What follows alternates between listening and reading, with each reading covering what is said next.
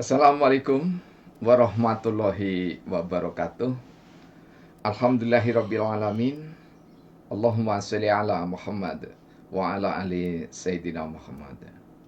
Pemirsa, bersua kembali dalam Indarwanto Hikmatologi.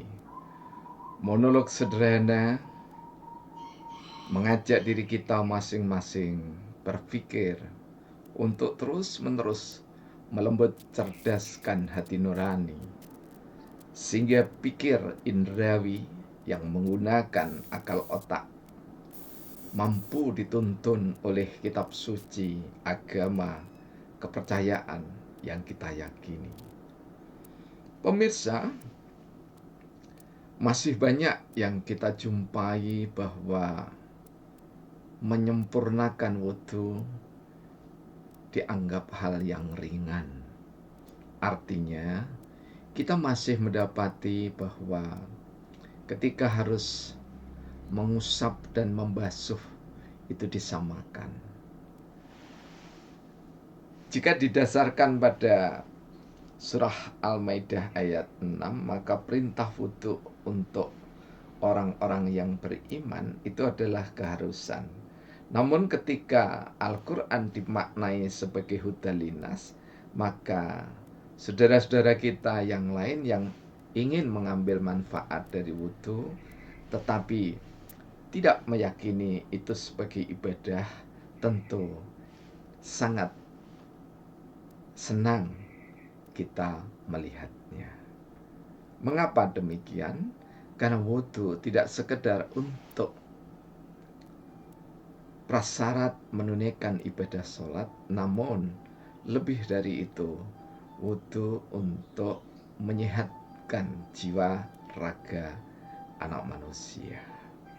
Pemirsa, ketika ada kata membasuh, maka seperti ini ya, bukan bahasa Jawa itu wijik itu hanya sekedar cuci tangan, tidak.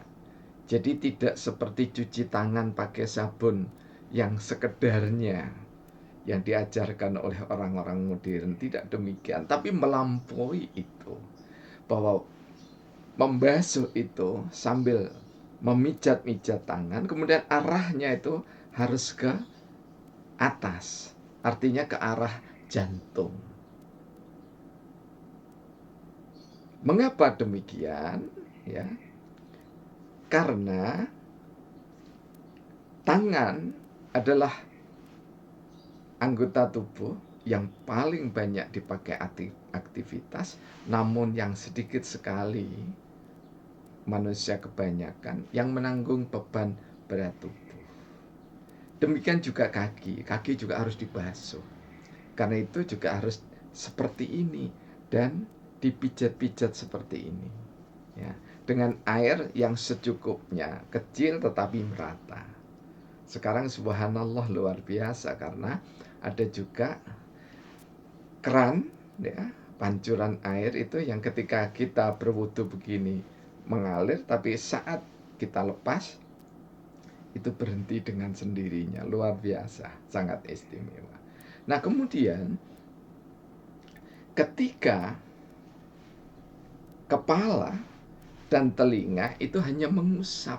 Jadi kalau mengusap itu seperti ini saja, kemudian dikembalikan langsung ke telinga. Jadi beda sekali antara mengusap dan membasuh. Pemirsa, jika kami mengurai hal-hal seperti ini, bukan sekedar kita membaca, namun karena kami sendiri sebagai praktisi At-Tibum Nabawi atau kedokteran ala Nabi, sejak kami masih belia, yakni kelas 2 SMP, sekitar atau lebih tepatnya tahun 1972. Ini semua adalah karunia dari Allah Subhanahu wa Ta'ala. Jika kami sampaikan, tentu saja setidaknya terutama bagi anak-anak kami yang muda belia, yang masih remaja, yang masih pemuda, setidaknya untuk kita berbagi, menginspirasi diri kita masing-masing. Inilah cara kita untuk membantu bangsa negara ini, siapapun pemimpinnya, supaya kita hidup lebih sehat. Jadi setidaknya di masa pemerintahan The Smiling General Pak Harto, kemudian berganti sampai dengan Burhanuddin Yusuf Habibie, bergilir pada Kiai Haji Abdurrahman Wahid atau Gus Dur, kemudian Ibu Megawati, kemudian Bapak Susilo Bambang Yudhoyono, hingga Presiden Jokowi, dan sampai nanti siapapun presidennya. Praktisi Nabawi yang tersebar di kampung-kampung, perkotaan, maupun di desa-desa, di pelosok-pelosok desa, senantiasa welcome, senantiasa memiliki political will pada bangsa dan negara ini, sehingga tidak terpecah konsentrasinya karena pemilu dan yang lainnya. Tetap istiqomah insya Allah, berusaha mengobati masyarakat, bangsa, dan negara tanpa sekat agama dan kepercayaan. Bahkan ada yang pernah datang kepada kami, ceritanya sederhana, itu 6 kali katanya putar balik beberapa hari, 6 kali itu di depan rumah, tidak berani masuk, tidak berani ngetok pintu. Karena apa? Karena dirinya tidak percaya pada Tuhan. Jadi kalau ada yang mengatakan bahwa di Indonesia itu tidak ada ateisme, mohon maaf, ada. Kami setidaknya menemui 2 orang, 1 tokoh ya, dari penjara Pulau Buru dulunya ya, sangat tidak percaya sama Tuhan, tapi kita pun akrab. Ya, akrab untuk apa? Dakwah itu tidak harus di organisasi, tapi bergaul itu juga dakwah. Nah, pemirsa, sedikit gambaran bahwasanya dakwah kita, ya, dakwah masyarakat Islam, ruangnya sangat luas sekali. Ya, tidak sekedar mencuci tangan. Nah, kita lihat, katanya Allah di dalam surah Al-Maidah itu, bukan untuk mempersulit kamu, tetapi Allah ingin menyempurnakan. Coba dah kalimatnya, Allah ingin menyempurnakan. Sengaja kami tidak mengambil Al-Qur'annya ya secara langsung, karena apa? Sudah banyak bertebaran baik YouTube maupun tulisan-tulisan. Hanya saja seringkali ada atau terlalu banyak tulisan-tulisan itu yang tidak dilatari oleh dirinya dengan keahlian perpetik medicine. Rasanya tentu kata saudara-saudara kita berbeda. Nah, pemirsa yang dirahmati oleh Allah, apakah the miracle of wudu itu? Kalau dalam bahasa saudara kita Nasrani, the miracle itu bisa diterjemahkan dengan kemukjizatan. Ya. Kalau bahasa Islam, keajaiban dalam wudu. Bukan rahasia. Allah tidak merahasiakan sesuatu. Cuman saking besarnya cahaya dari Allah, sinar dari Allah, sehingga kita tidak mampu melihat. Bukan rahasia. Jadi lebih tepatnya adalah hikmah. Karena itu kami selalu mengatakan hikmatologi. Pemirsa, ada berapa kali kita wudu? Setidaknya ada saudara-saudara kita itu yang sholatnya subuh dengan isya saja. Ada saudara kita yang hanya maghrib dengan isya. Ya. Jika masih seperti itu ya biarkan saja, wudunya 2 kali. Alhamdulillah lumayan sudah. Kita tinggal menyirami iman Islam dan ihsan yang ada di saudara kita. Tapi ada juga yang wudunya itu cuma 2 kali setahun. Mengapa? Ya karena dalam hari-hari panjangnya 1 tahun itu tidak pernah sholat. Kemudian ketika Idul Fitri dan Idul Adha, beliau-beliau itu melakukan sholat bahkan lebih sregep dari orang-orang yang biasanya sholat. Karena apa? Ya, kalau di Malang sini, ya di tengah kota, di daerah Celaket, Jaksagung, Suprapto, itu karena ada terutama pada Idul Fitri, itu ada yang berangkat mulai jam 12. Ya, kenapa? Karena di sana disediakan makan, minum, kemudian nanti kalau ketemu saudara kita, ya itu diberikan uang 100.000 sambil boleh membawa makanan. Ya, nah kita tidak perlu mencela mereka, ya karena apa? Ya, karena Pak Iwan itu ya dermawan, kita tidak perlu melihat segala sesuatu. Beliau dermawan, nah kemudian menyantuni di saat Idul Fitri. Betapa senangnya saudara-saudara kita yang memang membutuhkan itu. Ya, jadi tepatnya di Jalan Jaksagung Suprapto itu kalau tutup total. Jadi bagi saudara-saudara yang bukan dari Malang, tutup total Jaksagung Suprapto itu. Nah, jadi ada yang butuhnya cuman 2 kali. Kalau yang langganan di daerah Jaksagung Suprapto itu ada yang wudhunya cuma sekali. Karena apa? Ya di situ di Celaket Jaksagung Suprapto itu sholatnya hanya Idul Fitri, dan beliau-beliau saudara-saudara kita yang hanya terpanggil sholat Idul Fitri wudhunya baru sekali. Kita doakan mudah-mudahan nanti bisa 2 kali, bisa 3 kali dan seterusnya. Pemirsa yang dirahmati oleh Allah, nah wudhu yang sempurna bagi orang mukminin awal begitu ya, paling tidak 5 kali. Ya. Kemudian bagi mukminin yang sudah expert begitu ya, jadi artinya sudah istiqomah benar ibadahnya, wudhunya setidaknya itu 7 kali.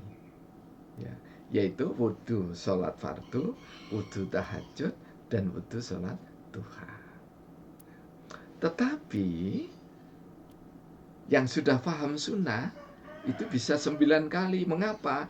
Karena sebelum mandi wudhu, kemudian setelah mandi wudhu, sehingga wudhunya orang mukminin dan mukminat itu ya, wudhunya orang mukminin mukminat itu minimal sehari semalam 11 kali.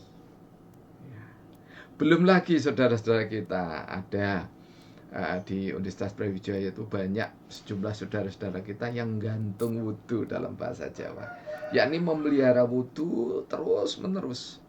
Ya, ada Bapak Dr. Bagio Yanuyati, lulusan sih dari Jerman, tapi hatinya itu tetap bermarkas di Masjidil Haram dan Masjid Nabawi. Beliau sangat konsen sekali dan sangat istiqomah di dalam uh, memelihara wudhu beliau ini. Mohon maaf kalau kami sampaikan tidak lain supaya saudara-saudara kita ini bisa mencontoh Bapak, karena kami pun belum bisa melakukan itu. Nah, kemudian juga ada yang wudhu sebelum tidur, sehingga setidaknya 12 ya kali. Ya. Kalau tidur siang, nah paling tidak ada 13 kali. Taruh saja yang paling standar 11 kali melakukan wudhu yang sempurna. Untuk apa wudhu itu? Satu, ketika wudhu ya, kita membasuh itu sambil mengucap basmalah, Bismillahirrahmanirrahim. Menurut riset dari Ibnu Qayyim al-Jauziyah, seorang praktisi kedokteran Nabi ya, yang bukunya telah diterjemahkan ke bahasa-bahasa populer dunia ya, merupakan salah satu textbook kedokteran Nabi. Ketika kita membaca basmalah dengan hati yang tulus, maka virus, kuman, bakteri yang tidak bermanfaat bagi tubuh itu akan hancur dengan sendirinya, terhalau dengan sendirinya, dan disisakan. Tetap saja harus ada virus, kuman, bakteri di tubuh kita. Kenapa? Untuk imunitas tubuh kita. Karena virus, kuman, bakteri, atau racun apapun dalam keadaan normal itu sangat berguna untuk antibodi dan imunitas tubuh. Jadi jangan sampai semua virus di udara itu dibunuh. Kalau itu dibunuh, maka antibodi kita, imunitas kita akan semakin buruk, semakin buruk, semakin buruk. Jadi yang pertama, mencegah virus, kuman, bakteri yang tidak dibutuhkan tubuh. Kemudian yang kedua, mencegah degenerasi kulit. Ya, kulit wajah jelas. Karena itu kalau menggosok wajah jangan turun, tapi naik. Kenapa naik? Supaya terutama apalagi remaja putri, supaya pipinya tidak menggelambir, tidak turun. Ya, kalau turun kan jadi kurang cantik begitu ya. Jadi arahkan ke sini kalau wudhu. Nah, sedemikian rupa.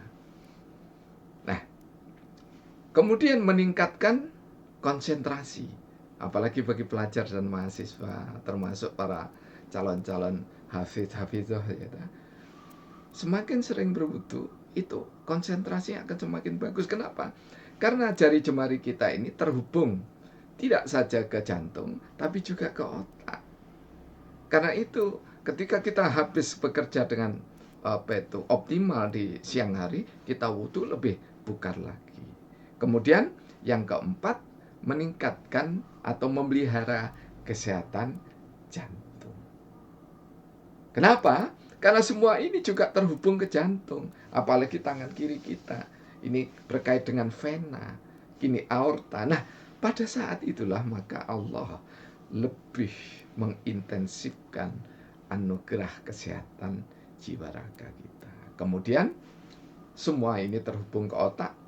Jempol kita ini terhubung ke pangkal otak, pangkal jantung, dan seterusnya sampai, mohon maaf, kelamin kita, dubur kita, sehingga terjaga semua. Juga ambeien-nya dapat dicegah, impotensi dapat dicegah, ya, frigiditas dapat dicegah. Kemudian memelihara, yang keenam, memelihara kesehatan lambung, perut, dan usus. Mengapa? Karena semua terhubung, termasuk kaki-kaki kita. Dan yang terakhir, yang ketujuh adalah jelas. Setelah kita lelah ya, dalam durasi tertentu, maka dengan diusap, dibasuh air berdasarkan tuntunan Allah dan Rasulullah, dan wudhu ini satu-satunya ibadah yang terlengkap, yang langsung masuk di dalam ayat Al-Maidah ayat ke-6 itu. Mengoptimalkan peredaran darah. Ciri pokok dari kesehatan seseorang adalah ketika peredaran darah normal.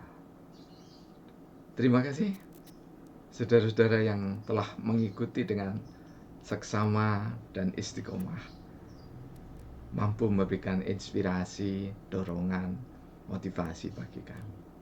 Semoga Tuhan senantiasa memberkahi. Silahkan saudara-saudara kita, mukminin mukminat, muslimun muslimat, kemudian saudara kita di luar Islam yang ingin mencoba nikmatnya wudhu, tidak ada larangan.